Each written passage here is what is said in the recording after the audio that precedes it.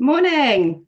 Welcome everyone to your next bite size. This one today is managing charges and receipts for property management. So today we're going to show you how to manage tenancy accounts with Alto effectively and share our top tips. I'm Madeline and I'm one of the Alto software trainers, as usual, joined by Emma, who is one of our educational content specialists. And we are also joined by the lovely Sam today, who is our training team leader, and she'll be assisting us with our demo.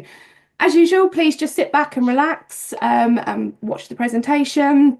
Let's get going. So today, agenda on screen. So we're going to be looking at unlocking efficiency, got key insights on tenancy account management.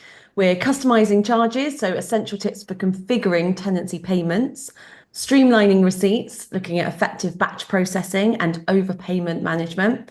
And then we're going to end with a Q&A as well, whilst we're in Alto. So what key insights can help us unlock efficiency in tenancy account management? Right. Of course. So, unlocking efficiencies in tenancy account management. First of all, we can understand there could be faster rent collections and arrears reductions. So, with efficient tenancy account management, we can potentially reduce late payments by 35%.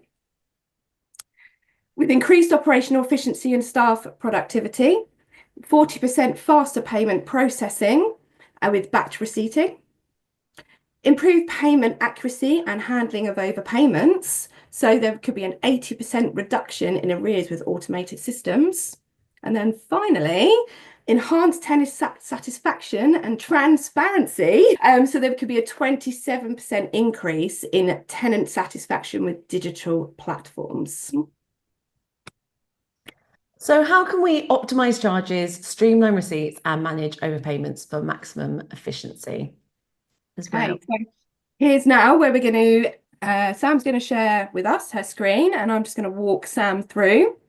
So we're talking as an example that we're starting that we already have a proposed tenancy that we're actually setting it up. So what we're going to be doing is we're going to be adding the initial invoice to the tenancy, but I'll just give a quick overview of what you can see on this screen as well.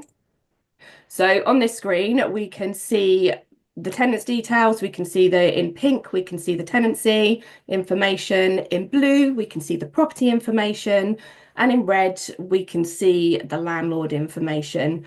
To the right-hand side, we can also see, this is really key to have this set up as well, is what type of management it is and the maintenance. So these are really, really key areas when you're running accounts through Alto. So Sam, if you could start for me we're going to add the initial invoice. The quickest way to sort of get into the progression from here, because we have got progressions at the top, but a really quick way to get to the progression is by just clicking into the screen here.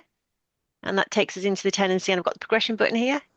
And that will take us into that actual progression. Yeah. Okay, so from here, we're going to go to the actions and we're going to start to add this initial invoice. And what it's going to do, it's going to pop up with this little box. And it's going to get us to check all the details are correct. So this, for example, correct on the dates, the rental amount, the deposit scheme, the dates it starts and everything as well. And if you are happy with this, you can go ahead and you can click add initial invoice. So what we're going to do now is we're looking at that initial charge that is set up automatically, but we're going to go through what you can do to check this. So where Sam is pointing to at the moment, if we would like to go to the edit. Thank you. So from here, we can see we've got two separate tabs. We've got this first tab where we have the different sections. So we've got the date, okay, which is really important. We've also got the rental frequency. We have who it's charged to, and we've also got the charge item is the rent there. So underneath there, we've also got the description, which is the rent for the month. The description can be amended. However, just if you leave the S and the E's in, because that gives the start date and the end date depending on the charge dates, that will automatically generate. But you can, if you want to, just amend that description line. And you can see here, it's actually pulled through the net amount for the rent charge from the other screen. Yeah, so that's just our main charge screen. From here, we've also got the options tab here at the top. Okay, this has got lots of things in here.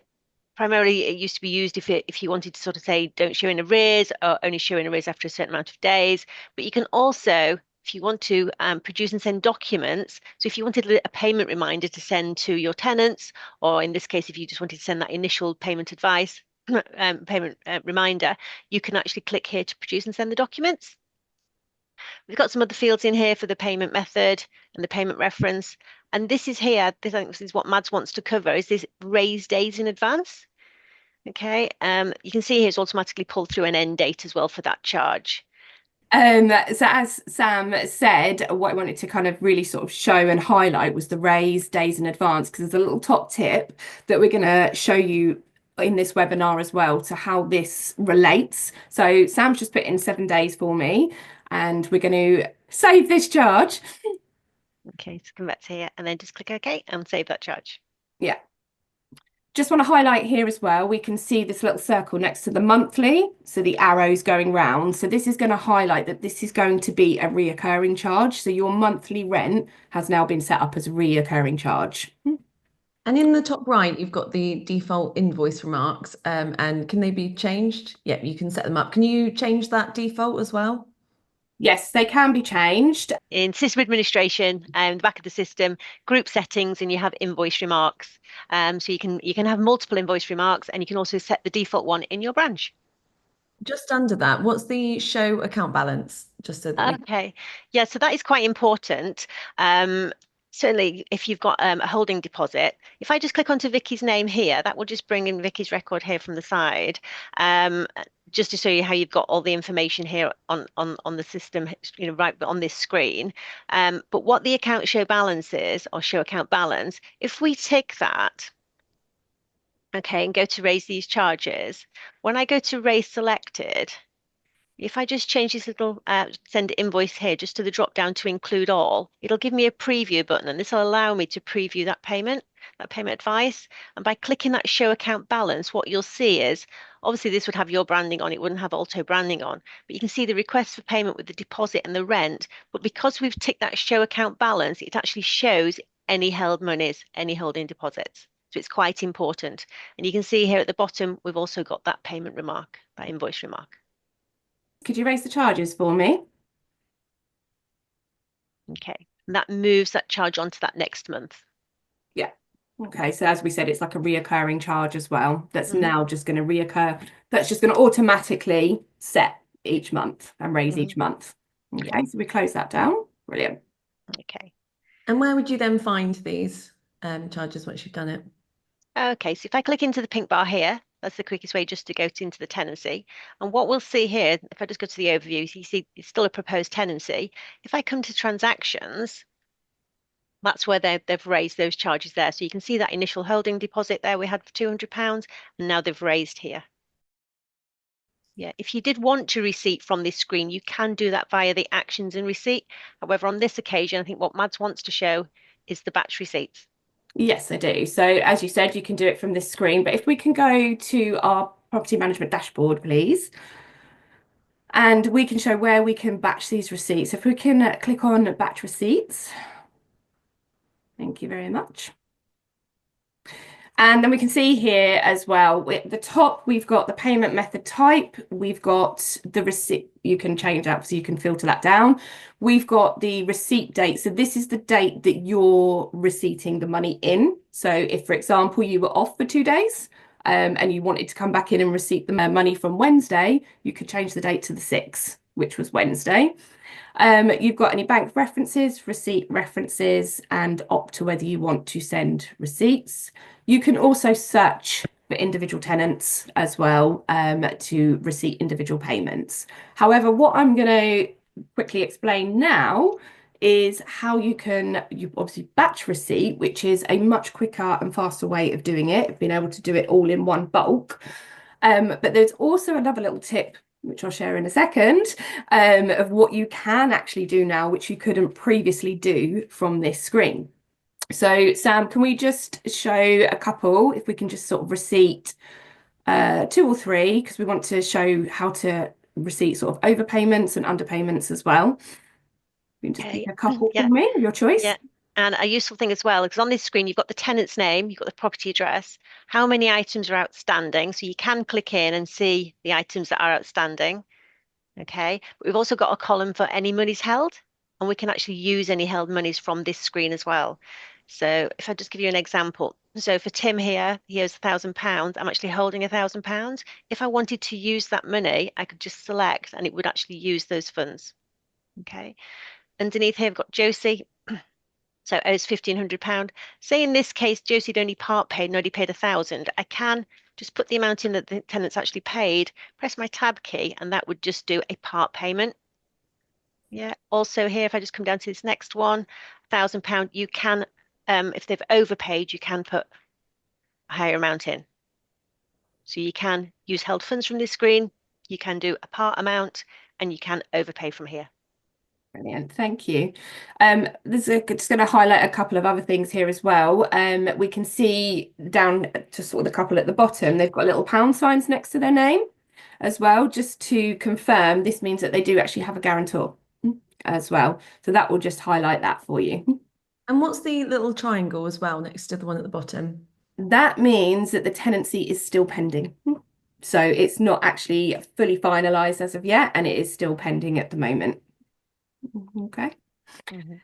So the other thing that you can see as well, Sam, can you just click on one of them just so we can show that you can actually open up the payment card as well? So when you click on them, you can actually individually look at these payment cards. And also, I just want to highlight it again. In pink, you've got the tenant name as well. And again, you can have the information if you click on it. These are all clickable, so it's really quick access of getting to these details that you might need to get to. And you can do the same with the address, with the property as well, and which is in blue. Okay.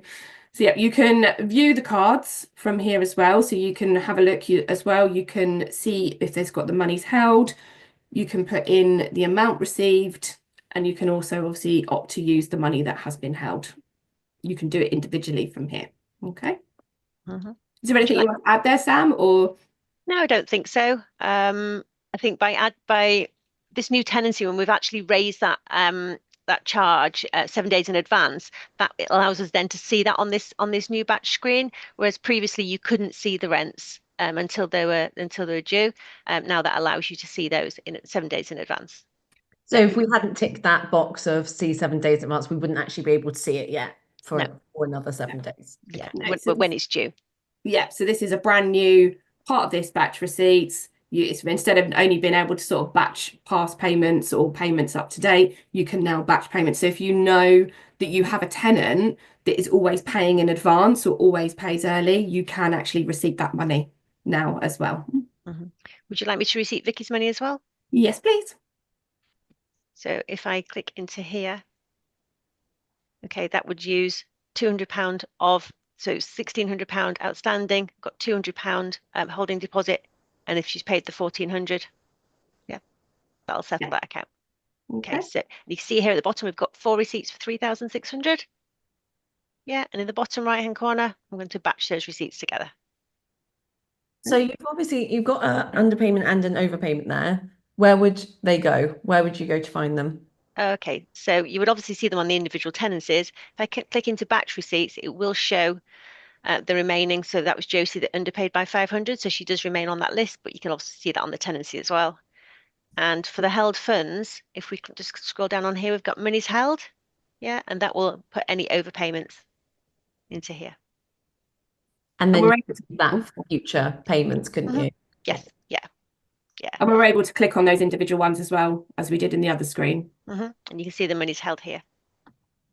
Brilliant. Great. Great.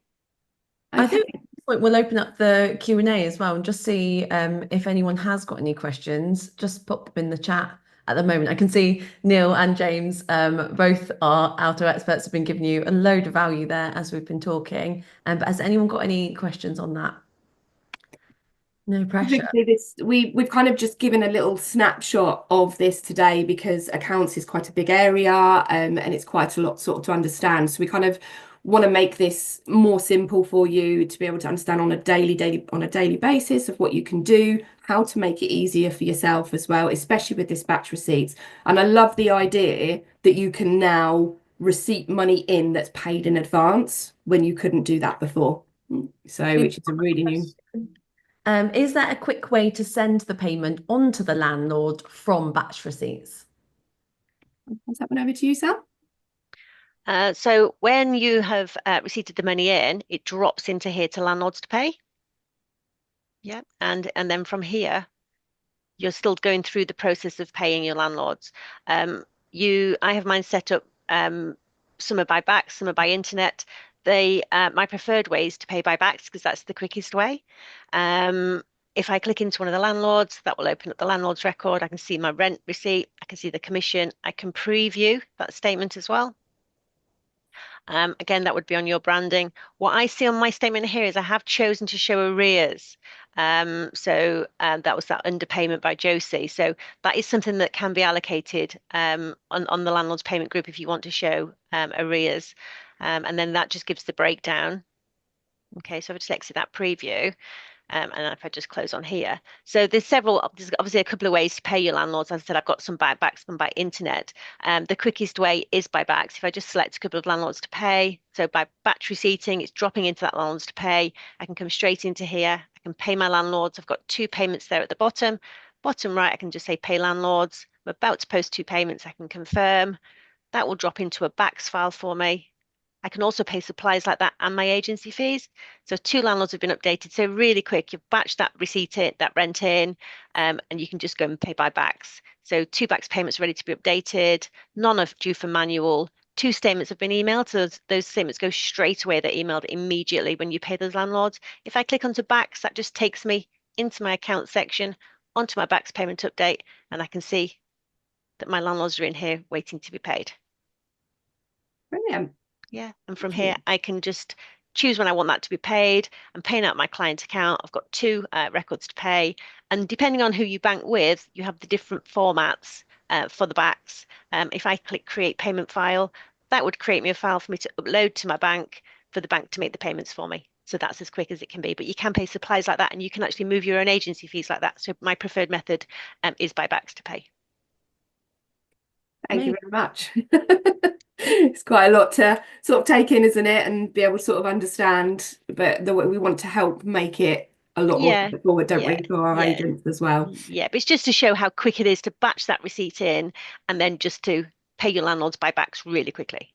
I think what's great about the dashboard as well is that it really takes you through a journey, doesn't it? It's optimizing it as much as possible for you, that every action you take, it then moves you on to the next step. So in those batch receipts, it's already moved it to landlords to pay. It's making it really user friendly. Yeah. And you can also see it as like you come in the start of the day, and you can go through the process from this dashboard as well of what you might want to do throughout the day, right at the start of the day when you're doing your accounts as well.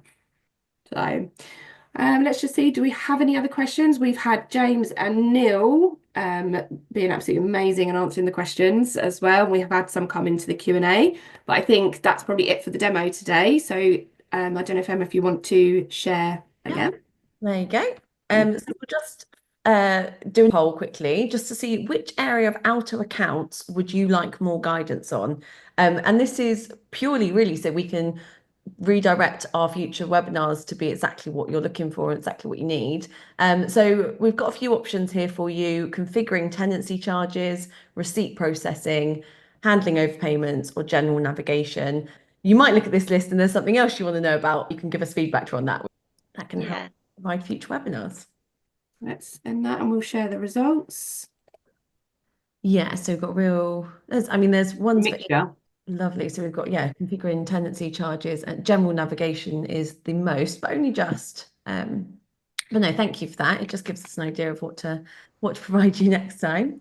So as usual, we have all that extra support for you as well. We have our Alto Essentials, where you get to know your Alto inside out with core training packages.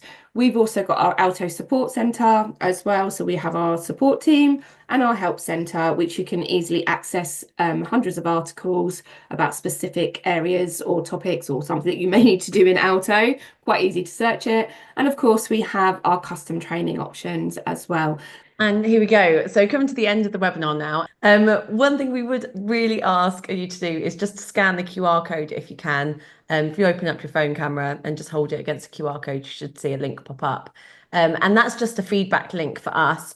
And it's also a space where you can ask for different content that you want available as well. Thank you everyone for joining us. You are free to go with They got free feedback.